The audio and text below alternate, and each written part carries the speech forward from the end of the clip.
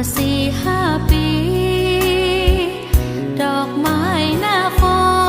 นเบ่งบานเต็มที่แต่ใจเรานี้ห่อเหี่ยวสิ้นดีเพราะมันเงียบเหงานั่งมองเม็ดฝนไหลลงที่ริมหน้าต่างภาพแห่งความหลังผุดขึ้นมาอยู่เต็มใจเรา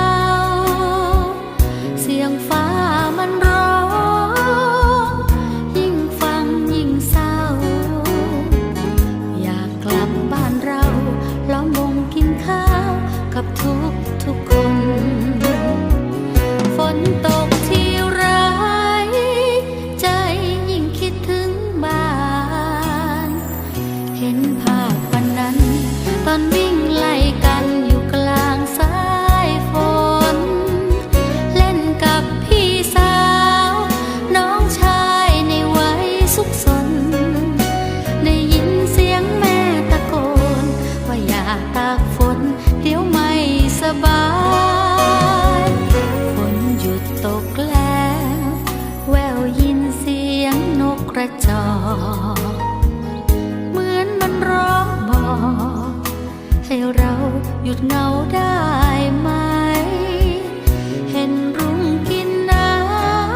ำโค้งข้ามฟ้าไกลอยากปีนขึ้นไปไต่เส้นสายรุ่งกลับบ้านเรา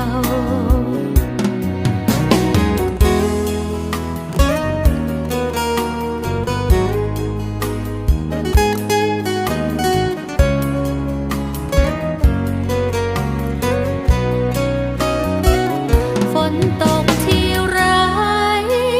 ใจยิ่งคิดถึงบ้านเห็นภาพวันนั้นตอนวิ่งไล่กันอยู่กลางสายฝนเล่นกับพี่สาวน้องชายในวัยสุขสนได้ยินเสียงแม่ตะโกนว่าอย่าตากฝนเดี๋ยวไม่สบายฝนหยุดตกแล้ว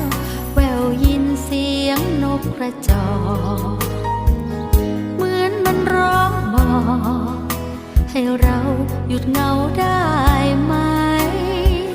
เห็นรุ่งกินน้ำโค้งข้ามฟ้าไกลอยากปีนขึ้นไปไต่เส้นสายรุ่ง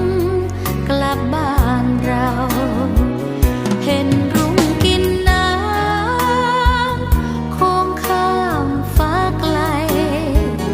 อยากปีนขึ้นไป